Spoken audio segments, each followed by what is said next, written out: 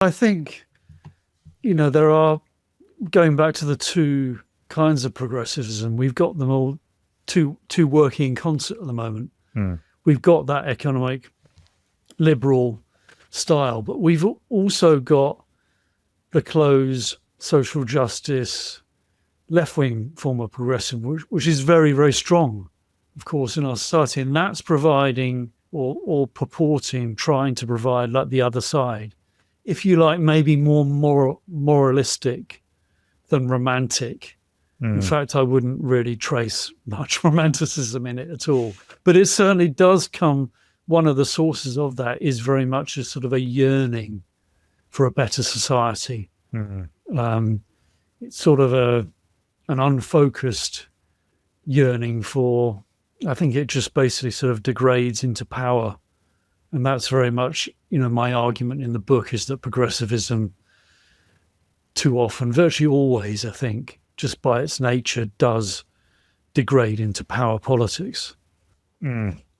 Absolutely. And in many ways, I think it seems natural that it does that, because most of the shtick of progressives is railing against power. It's accusing those that are currently, in their minds, part of the establishment, which must be destroyed, of being abusing power, and that the people that they're trying to bring down see everything in power relations, and really we're all being oppressed by them. And whereas, it's very interesting the way as well that they don't consider themselves as agents in a certain way. And this is very much part of progressive ideology, I think, in that they see themselves as part of historical progression. So they're almost like a default. And then anyone who's sort of acting against that, restraining them, pulling society in another direction, is actually an agent and is disturbing the rightful progression of history. And therefore is, that they use words like, God, I tend to forget these things sometimes, but just very much, action words about their opponents, that are, forgive me, I've completely forgotten things that I know. Things that I know and think about every day. Words have just gone. Yeah.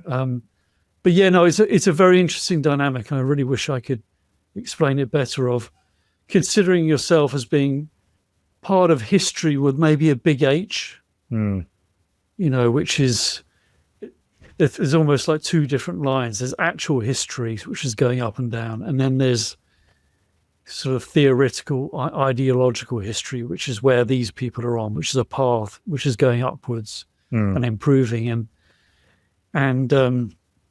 and real history is being dragged away by the bad people. So they are the actors, and then we, who are the agents of history, if you like, are just sociological defaults in a way.